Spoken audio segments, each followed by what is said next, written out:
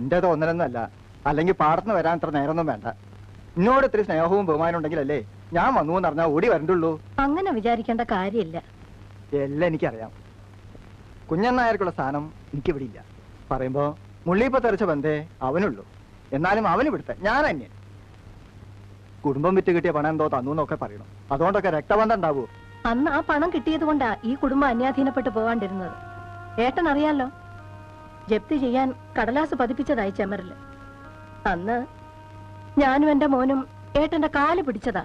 ഞാൻ ഉണ്ടായിട്ടും തരാണ്ടിരുന്നു എന്നാ നിങ്ങളുടെ വിചാരം? പുറമേന്ന് നോക്കുമ്പോ തോന്നും ഗോയിനായർക്ക് പണം പൂത്ത് കെട്ടിരിപ്പാന്ന്. ഒന്നുമല്ല, എന്റെ കാര്യം എനിക്കറിയാം. അപ്പോ കുഞ്ഞനായർ പണം തന്നത് സ്നേഹം കൊണ്ടാന്നാ കരുതിയേക്കണേ? അല്ല, പണിയെടുക്കാണ്ട് ജീവിക്കാലോ അച്ഛനും മോക്കും. 10-15 കൊല്ലമായിട്ടൊരു കാര്യം അന്വേഷിക്കേണ്ടി വന്നിട്ടില്ലല്ലോ.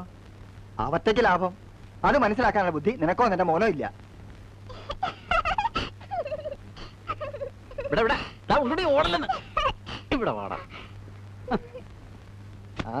നാളെ കോടതിയിൽ നിൽക്കേണ്ടവനാ.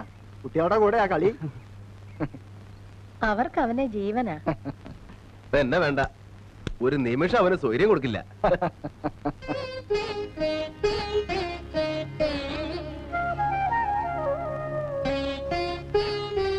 നല്ലേ, കഞ്ഞിവെള്ളായം കുറച്ചും കൂടെ എടുത്തോളൂ. വല്യമാവ ഇങ്ങടായിട്ട് വന്നതാണോ അതോ വേറെ വല്ലടിക്കും പോണ വഴിക്കോ? എന്താ, എനിക്ക് ഇങ്ങടെ മാത്രമായിട്ട് വന്നൂടെ? അല്ല, അതല്ല, പതിവില്ല, അതുകൊണ്ട് ചോദിച്ചതാ. ഞാനിങ്ങടെ എന്തിനാ എപ്പോഴും വരണത്?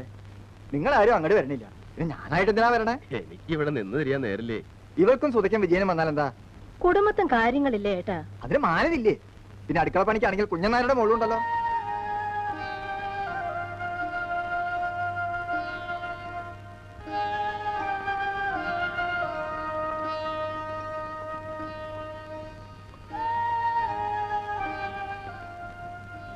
ഇവിടുത്തെ വേലക്കാരിയൊന്നും അല്ല. ആരായാലും എനിക്കൊരു വിരോധമില്ല. എത്ര മുറിച്ചാലും മുറിയാത്ത ആ രക്തബന്ധം, അത് മനസ്സിലാക്കിയാൽ മതി. വിജയം പഠിപ്പ് കഴിഞ്ഞ് വന്നു എന്നറിഞ്ഞു മുതലേ വരണം മരണം എന്റെ ഉള്ളിൽ തോന്നിയത് ആ രക്തബന്ധത്തിന്റെ ശക്തിയാ. പഠിപ്പ് കഴിയണതിന് മുമ്പ് ഉണ്ടായിരുന്നല്ലോ വിജയനും രാഘവനും രക്തബന്ധവും അല്ലേ? കുഴിച്ചിട്ടതൊന്നും മാന്തി നോക്കാനല്ല ഞാൻ വന്നത്. അവിടെ വീട്ടിലെ രാജീവനൊരു ആലോചന വന്നിട്ടുണ്ട്. ആലത്തൂര് മാണിക്കോത്തുന്ന സ്ഥല കുടുംബ വേണ്ട സ്വത്തുണ്ട്. പെൺകുട്ടിയും കാഴ്ചക്ക് തിരക്കേടില്ല. കുട്ടിയുടെ ആങ്ങനെ ഒരാളെ ഇയമീര നല്ല നിലയാ. നമ്മുടെ പ്രിയയെ അയാൾക്കൊന്നും നോക്കാന്നാ പറയണേ. മാറ്റ കല്യാണേ രാജീവന്റെയും പ്രിയയുടെയും കാര്യങ്ങളെ ഒരുമിച്ച് കഴിയൂലോ. ഓഹോ, നിശ്ചയിച്ചോ? നിശ്ചയിച്ചില്ല. അങ്ങനെ ഒരു ആലോചന വന്നിട്ടേ ഉള്ളൂ. ഞാൻ ആലോചിച്ചപ്പോ ഇവിടെ ഉണ്ടല്ലോ കല്യാണപ്രായമായ രണ്ടാളെ. സുധയും വിജയനും പ്രിയയും തമ്മില് നല്ല ചർച്ചയും തോന്നി. പുറത്തുനിന്നൊരു ബന്ധത്തിലും നല്ലതല്ലേ നമ്മുടെ കുടുംബം തന്നെ ഉണ്ടാവണത്. എന്താ നിന്റെ അഭിപ്രായം? മാറ്റക്കല്യാണം എനിക്ക് വലിയ താല്പര്യമില്ല. മാറ്റക്കല്യാണം വരുന്ന എനിക്കും നിർബന്ധമൊന്നുമില്ല. വിജയനും പ്രിയയും തമ്മില് നല്ല പൊരുത്ത. ജാതകവും ഞാൻ നോക്കി. ഓ, ജാതകവും നോക്കിയോ? പിന്നെ ഒരു ആലോചന ഉണ്ടാവുമ്പോ അത് നോക്കാണ്ട് പറ്റുമോ? നമ്മുടെ കുടുംബങ്ങൾ തമ്മില് അറ്റുപോയ കണ്ണി വിളക്കി ചെറുക്കും ചെയ്യാലോ. അതിനിപ്പോ ഒരു കല്യാണം തന്നെ വേണമെന്നില്ലല്ലോ വല്യമാമേ. ആലത്തൂര് മാണിക്കോത്തുകാര് കുടുംബക്കാരും പണക്കാരുമാ. അത് നടക്കട്ടെ. അവനവന് ചേർന്ന ബന്ധാ നല്ലത്. മേലേടത്ത് അച്ഛനാര് ചേറ്റയാ, മക്കളും അതെ. അഹങ്കാരം. ഇത്തിരി അഹങ്കാരം ഉണ്ടമ്മാമേ. എന്റെ അച്ഛൻ കേസ് നടത്തി തൊലഞ്ഞ കുടുംബമായത്.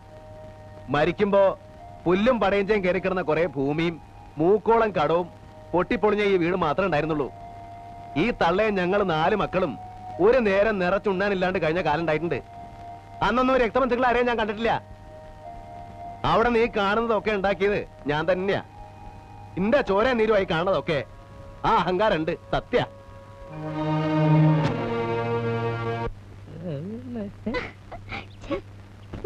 എങ്ങനത്തെ വർത്താനേ ഉള്ളൂ.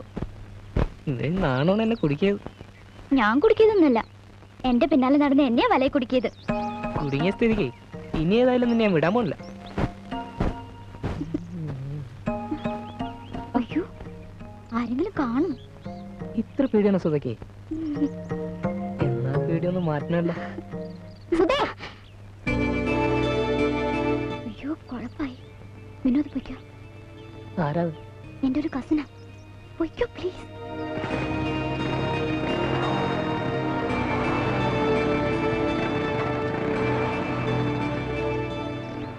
നീ ആരോട് സംസാരിച്ചോണ്ട് നിന്നത്?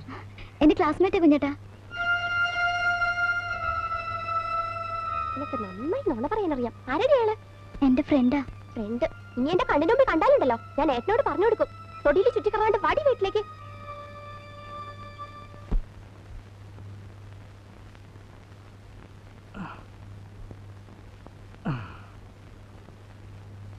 എടി അമ്പികേ, ഈ മുണ്ടെന്നെടുത്ത് കുത്തിത്താടി. ഈ നാടകത്തിന്റെ ഒന്നും ആവശ്യമില്ല. നീ ഒന്ന് കുത്തിത്താടി.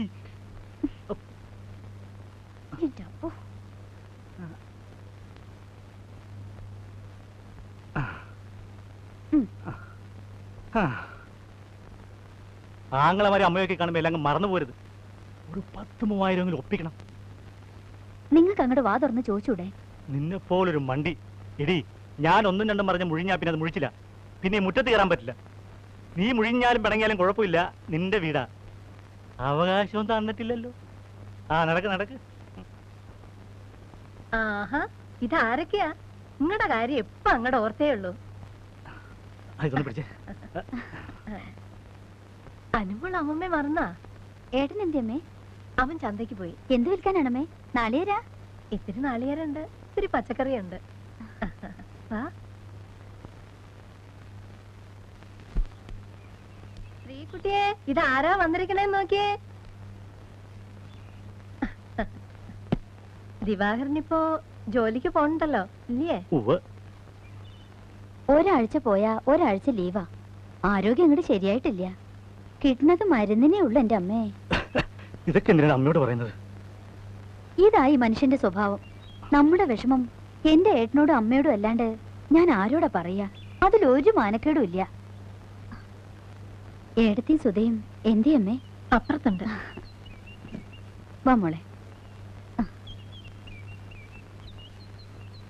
വന്ന കാലം നിക്കണ്ട, ഇരിക്കൂ ദിവാര. ഓ, ഇരുന്നോളാം.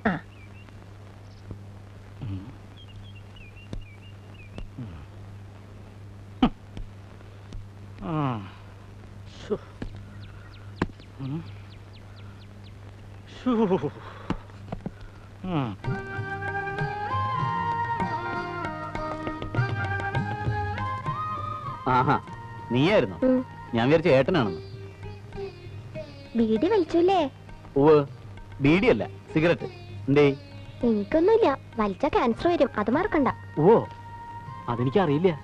നിന്നോട് ആര് പറഞ്ഞു? വെറുതെ കളിയാക്കണ്ടാട്ടോ. എന്തൊക്കെ എടുക്കാനുള്ളതെന്ന് വെച്ചാ വേഗം എടുത്തിറങ്ങിക്കോ. ഈ മുറിക്ക് അവകാശികൾ എത്തിയിട്ടുണ്ട്. അമ്പയർത്തി വന്നോ? വന്നു. ഏട്ടനും കുട്ടികളും എല്ലാരും ഉണ്ട്. അപ്പൊ ഞാൻ ഇന്ന് തൊട്ട് കുഞ്ഞമ്മാമയുടെ കൂടെ. ഈ മുറിയുടെ അവകാശം തീരെ കിട്ടണമെങ്കിൽ കല്യാണം കഴിയണം.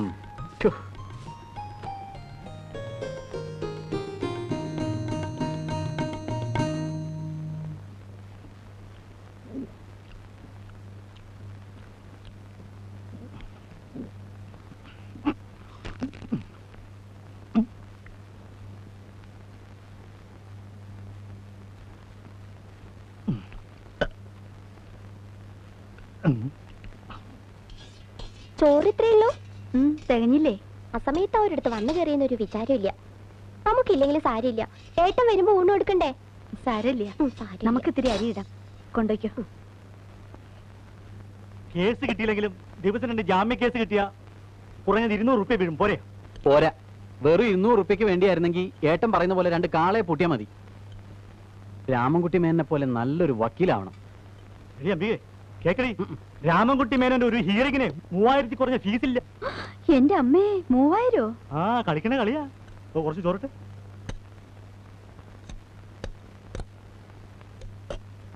ഞാൻ എണീക്കണു, എന്റെ കൈ ഉണങ്ങി. എണീറ്റു. ഉണ്ണുമ്പോ എനിക്ക് സാവധാനം ഇരുന്ന് ഉണ്ണണം. എനിക്ക് ഇവിടെ വന്ന വിശപ്പ് കൂടുതലാ. അതിപ്പോ എവിടെ ചെന്നാലും കുറവൊന്നുമില്ല. കഴിഞ്ഞ കൊല്ലം പനിയൂർ ചെറിയച്ഛന്റെ മോളുടെ കല്യാണത്തിന് 2ാം മന്തി തുടങ്ങിയിട്ടും ദിവാരേട്ടൻ ഇരുന്ന് തട്ട് തന്നെ. അവിടെ പിള്ളേര് കളിയാക്കി പറയണ കേട്ടപ്പോ എന്റെ തോലൊരിഞ്ഞു പോയി. ഒന്നും മിണ്ടാതിരിക്കടി. കുഞ്ഞമ്മായി, അന്ന് നമ്മളൊരു പേരിട്ടില്ലേ, പീറ്ററപ്പായി. അതിന് ഇത്ര കളിയാക്കി ചിരിക്കാൻ എന്താ ഉള്ളേ? ഓടി അവിടുന്ന്. വയസ്സിന് മൂത്താറുടെ കളി പറയണേ. പിള്ളേരുടെ മുഖം കഴിയിക്കേ. വാ.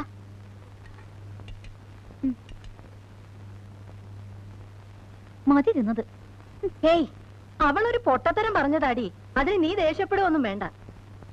ഊണ് കഴിക്കുന്നത് അവരവരുടെ തൃപ്തിക്ക് കഴിക്കണം. ദിവാകരന് ഇഷ്ടം പോലെ കഴിക്കും. എന്നാ പിന്നെ ഞാനും ഒന്ന് കൈ കഴുകിയിട്ട് വരാം.